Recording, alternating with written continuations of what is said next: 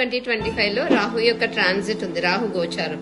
So Rahu గోచారము Makar రాశి వారికి ఏ విధంగా ఉంది అని చూస్తే గనక, మకర రాశి అంటే క్యాప్రికాన్ సైన్, మూన్ సైన్, చంద్రుడున్న రాశి ప్రకారం చూస్తే సో వీళ్ళకి 2వ స్థానం అవుతుంది. మకరానికి కుంభం అనేది 2వ స్థానం అవుతుంది. రాహు కుంభరాశిలోకి వస్తున్నారు కాబట్టి 2వ స్థానం అనేది ఫైనాన్స్, ఫ్యామిలీ, హెల్త్, కమ్యూనికేషన్ వీటి మీద ఎక్కువగా చూపిస్తూ ఉంటుంది ఎఫెక్ట్ అనేది.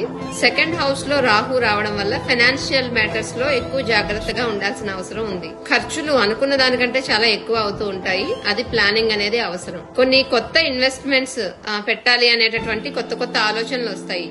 బట్ దానికి ప్రాపర్ ప్లానింగ్ ఉండి 2-3 సార్లు ఆలోచించుకున్న తర్వాత మాత్రమే అందులోకి వెళ్లాల్సిన అవసరం ఎంతైనా కనిపిస్తుంది. మాట్లాడే పద్ధతి మీద కంట్రోల్ పెట్టుకోవడం అవసరం. ఫ్యామిలీ మెంబర్స్ లో ఎక్కువగా అపార్థాలు వచ్చే అవకాశం కనిపిస్తుంది. మీ పనితీరు వల్ల యజమానులు ఇంకా మీ పైన వాళ్ళు ఎక్కువగా ఇంప్రెస్ అయ్యే అవకాశం కనిపిస్తోంది.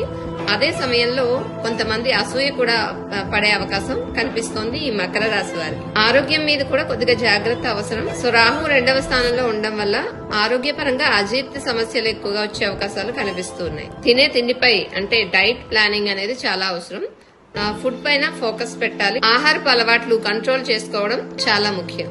మొత్తం మీద రాహు యొక్క ట్రాన్సిట్ ఈ మకర రాశి వారికి వీరి ఫైనాన్షియల్ మేటర్స్ మీద, హెల్త్ మీద, ఫ్యామిలీ మీద ఎక్కువగా చూపిస్తుంది, సవాళ్లు ఇస్తుంది. కాబట్టి ఎక్కువగా బిజినెస్ స్ట్రాటజీస్ గానీ, మనీ రిలేటెడ్ ఇన్వెస్ట్మెంట్స్ గానీ పెద్దవి చేసే ముందు ప్లానింగ్ ఉండి ప్రాపర్ గా రీసెర్చ్ చేస్తేనే చేసుకోవాల్సిన అవసరం ఎంతైనా ఉంది.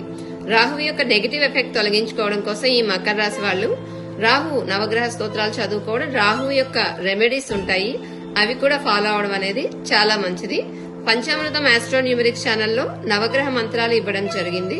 సో అది మీరు చూసుకొని అది ఫాలో అవ్వండి. అంతా మంచి రిజల్ట్స్ పొందగలుగుతారు. All the best.